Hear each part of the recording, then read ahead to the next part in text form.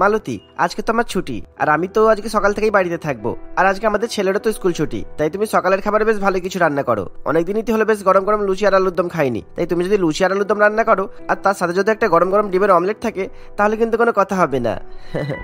আচ্ছা ঠিক আছে, তুমি এখন পেপার পড়ো আর এই নাও তোমার চা। এখন আরাম করে বসে চা খাও, আমি এক্ষুনি তোমাকে সকালের খাবার তৈরি করে এনে দিচ্ছি। আর বাবু এখনো ঘুম থেকে ওঠেনি, আগে ওকে ঘুম থেকে তুলে দিই। এই বলে মালতী ঘরে গিয়ে বাবুকে ঘুম থেকে তুলে দেয় এবং তার দাঁত মাজিয়ে পরিষ্কার করে বাবার কাছে পাঠায়। সকালবেলা সব কাজ হয়ে গেলে সকালের খাবার তৈরি করবে বলে সে রান্নাঘরে যায়। মালতী ভালো করে বেশি বেশি পরিমাণে ময়দা মাখে আর তার সাথে অনেকগুলো আলু কেটে আলুর দম রান্না করে ফেলে। তারা বাড়িতে মাত্র 3 জন থাকে, কিন্তু মালতী সেদিন সকালবেলার খাবার হিসেবে প্রায় 10 জনের মতো লুচি এবং আলুর দম রান্না করে আর 10টা ডিমের অমলেট করে। আমার বর আমার ছেলে লুচি আলুর দম খেতে খুব পছন্দ করে, তাই আমি চাই না ওদের খাবার কম পড়ুক। সেই কারণে আমি বেশি বেশি করে সকালের খাবারটা রান্না করেছি। এত খাবার দেখলে পরম খুবই খুশি হবে।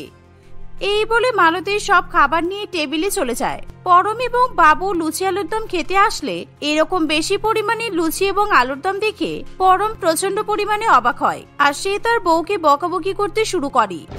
তুমি শুধুমাত্র আমাদের 3 জনের জন্য এরকম 100টা লুচি আর 5 কেজি আলুর দম বানিয়ে ফেলেছো। আমরা কি হাগুড়ে নাকি, হ্যাঁ, যে সকালবেলা এত খাবার খাবো? তোমার তো দেখছি কোনো বুদ্ধিই নেই, কেননা তুমি তো 1 মাসের সকালের খাবার একদিনই বানিয়ে ফেলেছো। কোথায় 1 মাসের সকালবেলার খাবার রান্না করলাম? মাত্র 100টা লুচি, 5 কেজি আলুর দম আর 10টা ডিমের অমলেট। যদি সকালবেলা একটুখানি খেতেই না পারো তাহলে আর কি হলো বলো? কতদিন পর 3 জনে একসঙ্গে বাড়িতে বসে জল খাবার খাবো, তাই তো এই খাবারগুলো আমি বানালাম। তুমি তো দেখছি অন্য ধ্বংস ছাড়া আর কোনো কিছুই করতে পারো না, এত বেশি বেশি খাবার রান্না করার কোনো প্রয়োজন ছিল না। এই বলে পরম এবং বাবু নিজেদের সাধ্যমতো লুচি আলুর দম ও ডিমের অমলেট খেতে শুরু করে। কিছুক্ষণ পর লুচি খেয়ে তারা হাঁপিয়ে গেলেও মালতী সেই লুচি আলুর দম এবং ডিমের অমলেট খায়, কিন্তু 3 জন মিলে সেই খাবার খেয়েও সেই খাবার শেষ হতে চায় না। ফলে মালতী খুবই চিন্তায় পড়ে। এত লুচি আলুর দম খেতে খেতে তো আমরা হাঁপিয়ে যাচ্ছি মালতী। তুমি তো বলেছিলে সমস্ত লুচি তরকারি আমরা 3 জন মিলে খেয়ে নিতে পারবো। কই দেখছো তো খাবার তো শেষই হচ্ছে না। এত লুচি তরকারি ডিমের অমলেট তুমি তোমার মাথায় করে নিয়ে বসে থাকো, আমরা গেলাম। এই বলে পরম বাবুকে নিয়ে ঘরে চলে যায়। মালতী বুঝে উঠতে পারে না যে এত লুচি আলুর দম এবং ডিমের অমলেট সে কি করবে। আর সেদিন মালতীর কাজের দিদি ঝুম্পাও ছুটিতে থাকে, তাই সে এত খাবার কাকে দেবে বুঝে উঠতে পারে না। মালতী সমস্ত খাবার ফ্রিজে তুলে রাখে। পরের দিন সকালবেলা ঘুম থেকে ওঠার পর সে আবার সকালের খাবার রান্না করার জন্য রান্নাঘরে যায়, কিন্তু সেদিনকেও সে বেশি বেশি পরিমাণে খাবার রান্না করে ফেলে। ইস, একটু পরে পরম অফিসে চলে যাবে আর বাবু স্কুলে যাবে, কিন্তু আমি তবুও ওদের জন্য বেশি পরিমাণে স্যান্ডউইচ রান্না করে ফেলেছি। আমি যে কেন রান্নার মাপ বুঝতে পারি না আমি জানি না। এবার আমি কি করব? কারণ পরম যদি দেখতে পাই আমি 50টা স্যান্ডউইচ বানিয়েছি তাহলে আমাকে খুব বকাবকি করবে। সেই সময় ঝুম্পা মালতীর বাড়িতে কাজ করতে আসে আর তখনই মালতীর মাথায় একটা বুদ্ধি খেলে ওঠে। এই গরিব ঝুম্পা লোকের বাড়িতে খেটে খায় আর এর আবার 2-3 খানা বাচ্চা আছে। ঝুম্পাকে বরঞ্চ আগের দিনে লুচি আলুর দম আর ডিমের অমলেট দিয়ে দিই, আর আজকে যে স্যান্ডউইচগুলো বেশি হয়েছে সেগুলো আবার বাসি করে ওকে কালকে দিয়ে দেব। ঝুম্পার সমস্ত কাজ হয়ে গেলে সে মালতীর কাছে আসে আর মালতী তখন তাকে টিফিন বক্সে বেশি বেশি করে লুচি আলুর দম এবং ডিমের অমলেট ভরে দেয়। সেই খাবারগুলো মাইক্রো ওভেনে গরম করার ফলে ঝুম্পা বুঝতে পারে না যে প্রত্যেকটা খাবার বাসি ছিল। এই নে ঝুম্পা, আজকে সকালে আমি লুচি আলুর দম আর ডিমের অমলেট রান্না করেছি।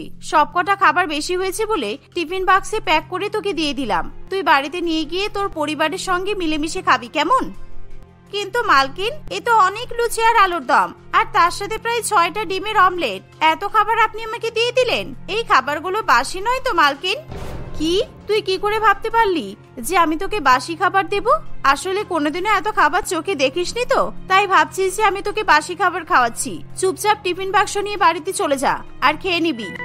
মালতীর এমন কথা শুনে ঝুম্পার আর সন্দেহ হয় না, তাই সে খুশি মনে সেই খাবার নিয়ে বাড়িতে চলে যায়। মালতী তার স্বামী রতন এবং ছেলেকে নিয়ে খাবার খেতে বসলে টিফিন বাক্স খোলা মাত্রই লুচি আলুর দম আর ডিমের অমলেট থেকে একটা পচা গন্ধ বেরোতে থাকে। ফলে সকলে মিলে নাকে হাত চাপা দেয়।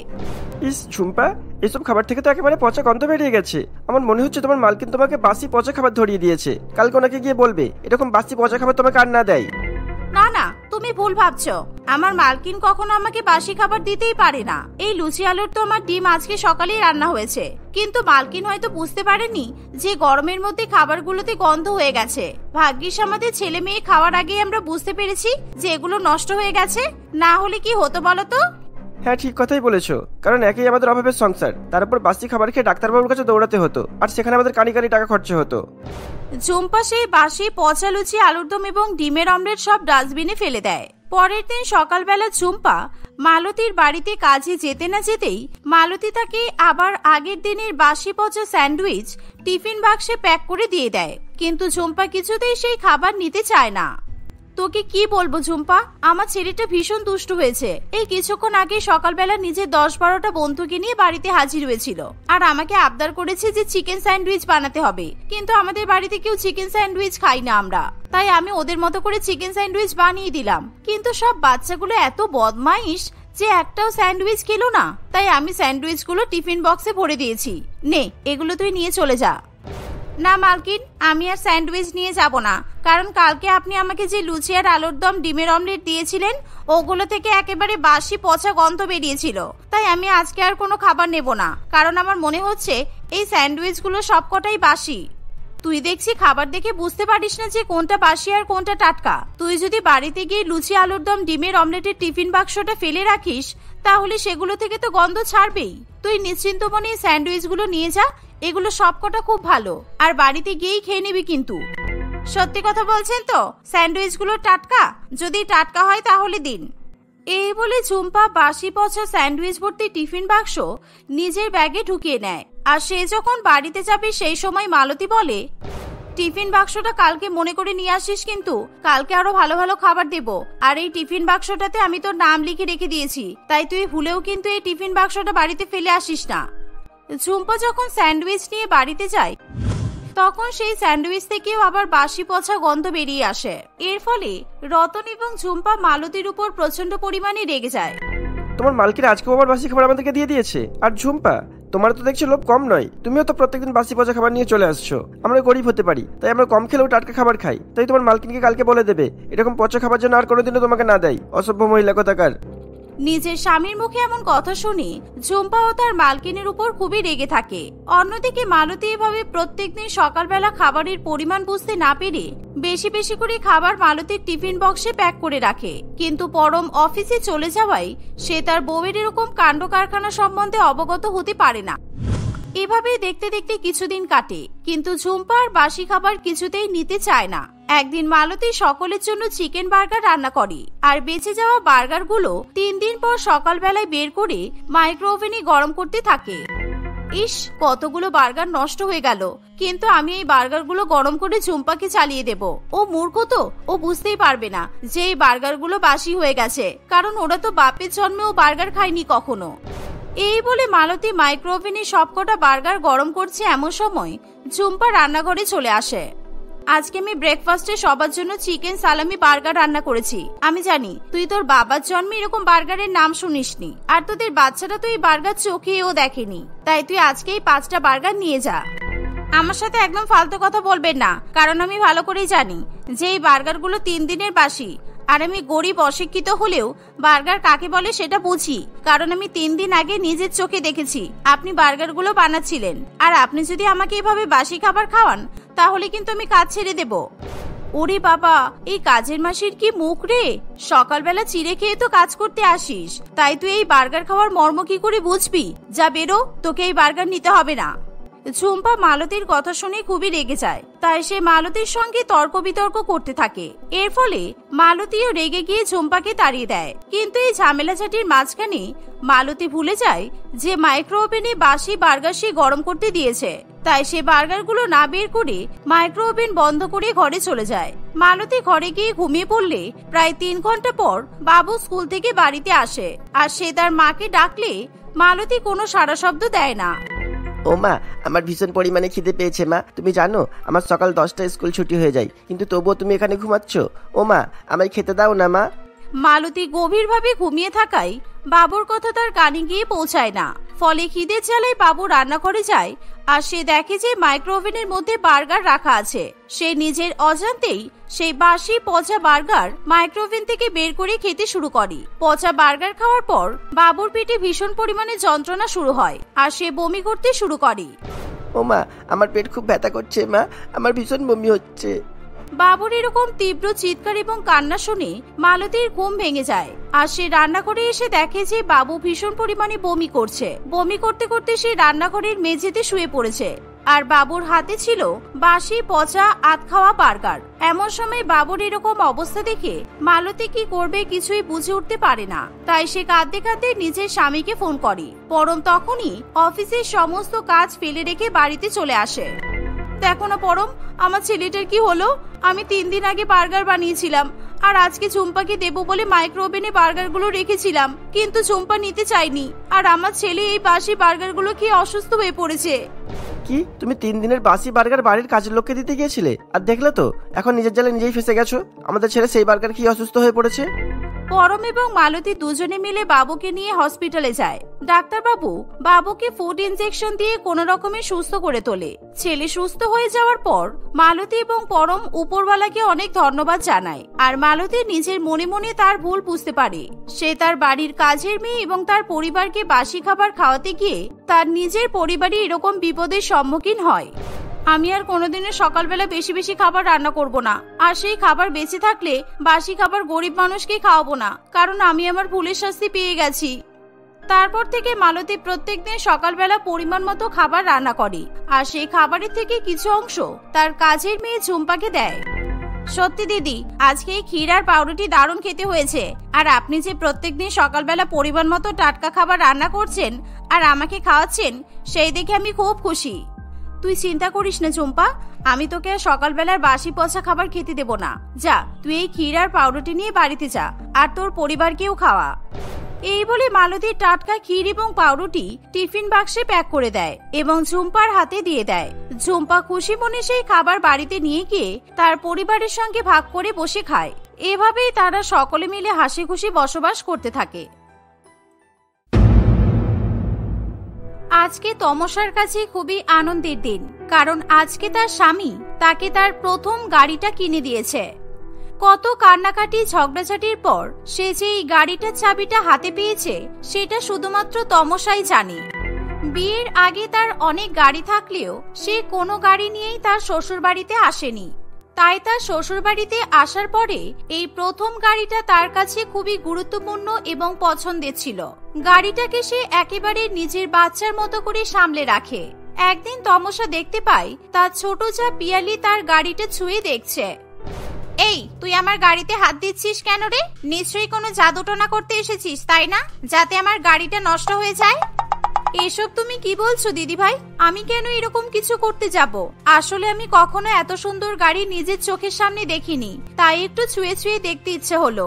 এই যা, আমার গাড়িতে তুই হাত দিবি না। যদি আমার গাড়ির আশেপাশেও তোকে ঘুরতে দেখি তাহলে কিন্তু খুব অশান্তি করব, এই আমি বলে দিলাম। কিন্তু দিদি ভাই, পিয়ালি তার পুরো কথাটা শেষ করার আগেই হঠাৎই তাদের শাশুড়ি মায়ের চিৎকার শুনে পিয়ালি আর তমসা দুজনেই তার শাশুড়ি মায়ের ঘরে ছুটে যায়। সেখানে গিয়ে দেখে তাদের শাশুড়ি মা কপাল চাপড়েতে চাপড়েতে কাঁদছে। কি হয়েছে মা? আপনি এরকম ভাবে কাঁদছেন কেন? কিছু হারিয়ে গেছে নাকি? আমার শেষ সম্বলগুলোর মধ্যে যে কয়েকটা পুরানো দামি ভারী গহনা ছিল সব চুরি হয়ে গেছে। আমার গহনার বাক্স পুরো খালি। আমরা এত বছর ধরে এক বাড়িতে সংসার করছি, কখনো তো এরকম ঘটনা ঘটতে শুনিনি। আপনার ঘরে ঢুকে আপনার আলমারি খুলে সেখান থেকে গহনা চুরি করে নেবে এমন সাহস কার আছে বলুন তো? তোমার স্বামী এটা করেছে আমি জানি। আমার এই গহনাগুলো চুরি করে ও তোমার স্বাদ মিটিয়েছে। কুলাঙ্গার ছেলে একটা, মায়ের গহনা চুরি করে তুই তোর বউকে গাড়ি কিনে দিয়েছিস। ছি ছি ছি ছি। কিন্তু আমি তো গাড়ি কিনে দিইনি, গাড়ি তো তমসাকে পিয়ালি কিনে দিয়েছে। ওকেই জিজ্ঞাসা করো ও এতগুলো টাকা কোথায় পেয়েছে। ওই হয়তো তোমার আলমারি থেকে চুরি করেছে। দেখো, পিয়ালি আমাকে গাড়ি কিনে দিয়েছে? এসব তুমি কি ভুলভাল বলছো পীযূষ? হ্যাঁ, তুমি তো প্রত্যেকদিন বলতে না ওদের বিয়েতে যদি আমি এত খরচা না করতাম তাহলে হয়তো তোমার গাড়িটা আমি আগেই কিনে দিতে পারতাম। এই কথাগুলো পিয়ালির ভালো লাগতো না, তাই ও আমাকে বলেছিল তোমাকে গাড়ি কিনে দিতে চাই। পীযূষের কথা শুনে সবাই বুঝতে পেরে যায় যে পিয়ালি হয়তো তার শাশুড়ি মায়ের গহনা চুরি করেই তার বড় যাকে গাড়ি কিনে দিয়েছে। পিয়ালি তার স্বামী, শাশুড়ি মা, ভাসুর এবং জায়ের সঙ্গে একটি শহরে থাকত। তাদের মধ্যবিত্ত পরিবার ছিল। পিয়ালির স্বামী এবং ভাসুর দুজনেই একটি ছোটখাটো কোম্পানিতে চাকরি করত। তাদের মধ্যবিত্ত জীবন নিয়ে সংসারের কারোরই কোনো রকমের অসুবিধা ছিল না, একমাত্র বড় যা তমসাকে ছাড়া। তমসা অত্যন্ত ধনী পরিবারের মেয়ে ছিল। সে পীযূষকে নিজে পছন্দ করে বিয়ে করা সত্ত্বেও পীযূষের পরিবারকে মধ্যবিত্ত হওয়ার খোঁটা দিতে কখনো পিছুপা হতো না। একদিন সকালবেলা সবাই ব্রেকফাস্ট করতে বসেছে, এমন সময় আমি এবার একটা নতুন গাড়ি কিনতে চাই। আমার এই প্রত্যেকদিন বাসে, ট্রামে, রিকশায় করে চলাফেরা করতে একেবারে ভালো লাগে না। স্বপ্ন দেখছো নাকি? না মানে সকাল হতে না হতে এরকম ভুলভাল কথা বলছো, তাই মনে হলো হয়তো স্বপ্নই দেখছো। অবাস্তব কথা বলার তো একটা লিমিট থাকে, তাই না? এখন এটা তোমার অবান্তর কথা মনে হচ্ছে? বিয়ের আগে যখন বলতাম বিয়ের পরে গাড়ি কিনে দিবি তো, বাড়ি করে দিবি তো, তখন তো সবকিছুতেই মাথা নাড়তে। যেই বিয়ে হয়ে গেল অমনি এভাবে ভুল পাল্টে দিলে তুমি। আমি যে তোমাকে ওগুলো দেবো বলেছি সেটা তো আমি কখনো অস্বীকার করছি না, কিন্তু এই মুহূর্তে আমার পক্ষে যে তোমাকে নতুন গাড়ি কিনে দেওয়া সম্ভব নয় সেটা তো তুমি নিজেও ভালো করে জানো। তারপরেও কেন খাবার টেবিলে বসে সবার সামনে এরকম কথা বললে আমি সেটাই বুঝতে পারছি না। এখন এই কথাটা বললাম তার কারণ পরের মাসে আমার এক বান্ধবীর বিয়ে আছে, আর সেখানে আমাদের কলেজের বান্ধবীরা সবাই যাবে। সবাই অনেক ধনী, সবাই নিজেদের গাড়ি করেই যাবে। আমিও নিজের গাড়ি নিয়ে যেতে চাই, ব্যাস। তোমার নিজের প্রশ্নের উত্তর তো তুমি নিজেই দিয়ে দিচ্ছ। তুমি তো নিজেই বলছো যে তোমার বাকি বান্ধবীরা বড় লোক, আর তুমি তো এটাও জানো আমরা বড় লোক নয়, তাহলে গাড়ি কেনার কথা আসছে কেন? তুমি যা টাকা জমিয়েছিলে সেটা দিয়ে যথেষ্ট ভালো একটা গাড়ি কেনাই যেত, কিন্তু তুমি তো তোমার পুরো টাকাটা তোমার ভাইয়ের বিয়েতেই লাগিয়ে দিলে। এখন কি আমাকে ওরা গাড়ি কিনে দেবে? এভাবেই একটা সুন্দর শান্ত সকালে ব্রেকফাস্ট টেবিলে পিয়ালিদের বাড়িতে বেশ ভালো রকমের অশান্তি শুরু হয়ে যায়। পিয়ালি এবং তার স্বামী সুজন দুজনেই তাদের বৌদির কাছ থেকে এমন কথা শুনে খুবই লজ্জায় পড়ে। তারা এমন অবস্থাতে কি উত্তর দেবে কিছুই বুঝে উঠতে পারে না। সেই দিনটা কোনো রকমই কাটে। তারপর থেকে প্রায় প্রত্যেক দিন কোনো না কোনো কারণে তমসা নতুন গাড়ি কেনার কথা বলতেই থাকে। আর পিয়ালির সবসময় মনে হয় তাদের বিয়েতে তার ভাসুর যে টাকাটা খরচ করেছিল সেটার জন্যই হয়তো তমসা এভাবে তাদের শুনিয়ে শুনিয়ে গাড়ি কেনার কথা বলে।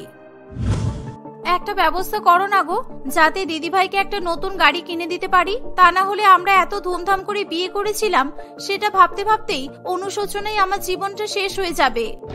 তোমারও কি হঠাৎ বৌদির মতো মাথা খারাপ হয়ে গেল নাকি? বৌদির সাথে ওই বিয়ে বাড়ির নিমন্ত্রণে তোমারও যাওয়ার ইচ্ছা আছে নাকি? না গো, আমার এসব কোনো ইচ্ছাই নেই। তবে আমাদের বিয়েতে দাদা খরচা করেছে বলে এখন দিদিভাইয়ের জন্য গাড়ি কিনে দিতে পারছে না, এটা শুনলে আমার খুব খারাপ লাগে। বৌদির বাবার অনেক পয়সা আছে, তার যদি গাড়ি কেনার দরকার হয় তার বাবাকে বললেই কালি ওর বাবার জন্য 5টা গাড়ি পাঠিয়ে দেবে। এসব নিয়ে তুমি ভেবো না। না না, যেভাবেই হোক আমাকে একটা গাড়ির ব্যবস্থা করতেই হবে। আমার বিয়ের দিনটা আমার কাছে অনেক বেশি গুরুত্বপূর্ণ। আমি চাই না প্রত্যেক দিন কেউ আমাকে কোনো একটা কারণে খোটা দিয়ে দিয়ে সেই দিনের গুরুত্বটা নষ্ট করে দিক। আলমারিতে কোনো আলাদিনের আশ্চর্য প্রদীপ লুকিয়ে রেখেছো নাকি, যে এখনই প্রদীপ ঘষে টাকা চাইবে আর গাড়ি কেনার টাকা পেয়ে যাবে? যত সব। সুজন আর কোনো কথা না বাড়িয়ে সেখান থেকে চলে যায়। সুজন চলে গেলেও পিয়ালির মন থেকে তার বড় যাকে গাড়ি কিনে দেওয়ার চিন্তা কিছুতেই যায় না। সে বুঝে উঠতে পারে না কিভাবে সে এত টাকা জোগাড় করবে যেটা দিয়ে সে তার ধনী যাকে তার পছন্দ মতো একটা গাড়ি কিনে দিতে পারবে। দেখতে দেখতে আরো বেশ কয়েকদিন কাটে। তমসাও গাড়ি কেনার জেদ ছাড়ে না, আর পিয়ালিও তাকে গাড়ি কিনে দেওয়ার চিন্তা ছাড়তে পারে না। তমসার এই প্রত্যেক দিনের বায়নাতে পীযূষ ভীষণ পরিমাণে বিরক্ত হয়ে ওঠে। আমি আপনার কাছে একটা রিকোয়েস্ট করতে চাই, আপনি কি আমার রিকোয়েস্টটা রাখবেন? কি বলবে বলো না, এত ভাবনার কি আছে? আমি দিদিভাইয়ের জন্য একটা গাড়ি কিনে দিতে চাই, কিন্তু আপনি কাউকে সেটা বলতে পারবেন না। দিদিভাই বা অন্য কেউ যদি আপনাকে গাড়ির ব্যাপারে জিজ্ঞাসা করে আপনি বলবেন ওটা আপনিই কিনে দিয়েছেন। তোমাদের ধন সম্পদ কেড়ে নিয়ে আমি আমার স্ত্রীর ইচ্ছা মতো তাকে গাড়ি কিনে দিতে পারবো না, আর এটাই যদি তোমার অনুরোধ হয় তাহলে আমাকে ক্ষমা করো। তোমার এই অনুরোধ আমি রাখতে পারবো না। কে বলেছে আমার সব ধন সম্পদ আমি একটা গাড়ি কিনতেই শেষ করে দেব? আমি একটা ব্যবস্থা করেছি তবেই তো আপনাকে বলছি। আপনি দয়া করে আমার কথাটা শুনুন। কি ব্যবস্থা করেছো তুমি পিয়ালি? ভাইয়ের চাকরিতে মাইনে কত সেটা তো আমি ভালো করেই জানি, আর তুমি যে আলাদা করে কোনো চাকরি করো না সেটাও তো আমরা সবাই জানি। তাহলে তুমি গাড়ি কিনবে কিভাবে? সেসব আমি আপনাকে বলতে পারবো না। আপনি শুধু আমাকে কথা দিন আপনি এই কথাটা কাউকে বলবেন না। পিয়ালির কথা তার ভাসুর কিছুই বুঝতে পারে না। পিয়ালি কিভাবে কোথা থেকে একটা নতুন গাড়ি কেনার মতো টাকা পাবে এটা ভেবেই পীযূষ খুবই অবাক হয়। দেখতে দেখতে কয়েকদিন কাটে। এরই মধ্যে পিয়ালি একদিন তার বাবার সঙ্গে দেখা করতে তাদের গ্রামের বাড়িতে যায়। সেখানে গিয়ে পিয়ালি তার বাবাকে জানায় পিয়ালির নামে যে 2-3টে জমি আছে সেগুলো সে বিক্রি করতে চায়। তার এই কথা শুনে শ্যামল বাবু প্রচন্ড রেগে যায়। তোকে তো আমি বিয়েতে সেরকম কিছু দিতে পারিনি, আর ভবিষ্যতেও কিছু দিতে পারবো কিনা তারও কোনো ঠিক ঠিকানা নেই। আমি আমার নাতি নাতনিদের জন্য এই জমিগুলো বাঁচিয়ে রেখেছি, এগুলো তুই এইভাবে বিক্রি করে দিস না মা। আরে বাবা, তোমার নাতি নাতনি যখন হবে তখন দেখা যাবে। এখন তুমি আমাকে জমির দলিলগুলো দাও তো, এখানে বেশিক্ষণ সময় নষ্ট করা যাবে না। কি এমন দরকার পড়লো যার জন্য তোকে জমি বিক্রি করতে হবে? আমি তো সেটাই বুঝতে পারছি না। খুব যদি দরকার হয় তুই জামাইকে এখানে পাঠা, আমি কোনো একটা লোনের ব্যবস্থা করে দেবো, কিন্তু এই জমিগুলো বিক্রি করিস না। নিজের দরকারে সুজন কখনোই এখানে আসবে না, যা করার আমাকেই করতে হবে। আর এই জমিগুলো যখন আমার, তখন আমি বিক্রি করলে তোমার সমস্যা কোথায় হচ্ছে বাবা? এই বলে সে তার বাবার সঙ্গে রীতিমতো ঝগড়া করে জমির দলিলগুলো সেখান থেকে নিয়ে চলে যায়। সে চড়া দামে সেই জমি বিক্রি করে তমসার জন্য একটি গাড়ি কিনে দেওয়ার ব্যবস্থা করে। গাড়ি কিনে পিয়ালি তার চাবি পীযূষের হাতে তুলে দেয়, আর পীযূষ তমসাকে গিয়ে জানায় যে ওই গাড়িটা সেই কিনেছে। এরই মধ্যে পীযূষের হঠাৎ করে একদিন বেশ কিছু টাকার প্রয়োজন হয়ে পড়ে। সে ঠিক করে সে তার মায়ের আলমারিতে রাখা গহনার বাক্স থেকে গহনা চুরি করবে। এমনিতেও মার এইসব গহনা পড়বে না, আর আমাদের স্ত্রীরাও এত পুরনো যুগের গহনা পড়তে চাইবে না। এই গহনাগুলো বিক্রি করে যদি আমি আমার কাজে লাগাতে পারি তাহলে আমাদের বাড়ির সবার ভবিষ্যৎ শুধরে যাবে। মাকে নয় পরে আবার কোনো সুন্দর গহনা বানিয়ে দেওয়া যাবে। এই বলে সে সমস্ত গহনা চুরি করে। অন্যদিকে গাড়ি কেনার পর তমসার রোয়াব যেন 100 গুণ বেড়ে যায়। সে যখন তখন পিয়ালিকে ছোট বড় কথা বলে। এরই মধ্যে জানাজানি হয়ে যায় যে লতা দেবীর ঘরের গহনা বাক্স থেকে চুরি হয়ে গেছে। সুযোগ বুঝে পীযূষ সমস্ত চুরির দায় পিয়ালির উপর চাপিয়ে দেয়। তুমি এভাবে বৌমাকে গাড়ি কিনে দেওয়ার কথা ভেবেছিলে আমার গহনা চুরি করে? এত ভালো তোমাকে কে করতে বলেছিল শুনি? তুমি আমাকে কষ্ট দেওয়ার আগে একবারও ভাবলি না বৌমা? আমি সত্যি বলছি মা, আমি কোনো গহনা চুরি করিনি। আপনারা কেন আমার কথা বিশ্বাস করছেন না? আমি বলছি, আসলে ও নিজের নামে থাকা সবকটা জমি ছাড়া ওর বাবার সমস্ত সম্বল সবকিছু বিক্রি করে দিয়েছে। ওই বয়স্ক মানুষটা নিজের নাতি নাতনির ভবিষ্যতের জন্য যে জমিগুলো রেখেছিল সেগুলোও বিক্রি করে দিয়েছে শুধুমাত্র তোমাকে গাড়ি কিনে দেবে বলে। বৌদি, ও চুরি করেনি। তুমি এরকম কেন করলে পিয়ালি? আমি তো তোমার কাছে গাড়ি চাইনি। আসলে তুমি সবসময় বলতে না যে আমাদের বিয়েতে দাদা এত টাকা খরচা না করলে আজ তোমাদের একটা গাড়ি হয়ে যেত, ওটাই ওকে কষ্ট দিত, তাই ও এটা করেছে। কিন্তু তুমি এসব কিভাবে জানলে? আমি তো এই ব্যাপারে তোমাকে কিছু বলিনি। তুমি জমির দলিল নিয়ে চলে আসার পরেই তোমার বাবা আমাকে ফোন করে সব জানিয়ে দিয়েছিল পিয়ালি। আমি তখন থেকেই সব জানি, আর আমি এটাও জানি যে মায়ের সমস্ত গহনা দাদা নিয়েছে, কারণ দাদা শহরের দক্ষিণ প্রান্তে একটা রেস্টুরেন্ট খুলতে চলেছে, আর দাদার বিজনেস পার্টনারই আমাকে সব বলেছে। এই কথা শুনে পীযূষ একেবারে চুপ করে যায়। নিজের আমাকে একটা গাড়ি কিনে দেওয়ার মুরত নেই, অথচ যেই মেয়েটা এত কষ্ট করে আমাকে গাড়িটা কিনে দিল তাকে এভাবে ফাঁসিয়ে দেওয়ার মুরত ঠিকই আছে তোমার, তাই না? আমার খুব ভুল হয়ে গেছে। আমার বিজনেসটা দাঁড়িয়ে গেলে আমি সব গহনা ফিরিয়ে দেবো, কথা দিচ্ছি। তোমরা দয়া করে একটু আমাকে সময় দাও আর আমাকে ক্ষমাও করে দাও। পীযূষ অনেকবার করে ক্ষমা চাইলে সবাই তাকে ক্ষমা করে দেয়। তমসাও নিজের ব্যবহারের জন্য পিয়ালির কাছে হাত জোড় করে ক্ষমা চায়। কয়েকদিনের মধ্যেই তমসা তার বাবাকে বলে পিয়ালির বিক্রি করে দেওয়া সমস্ত জমি আবার পুনরায় কিনে পিয়ালিকে উপহার দেয়। তারপর থেকে তারা দুই যা মিলেমিশে ওই গাড়িটা ব্যবহার করতে থাকে।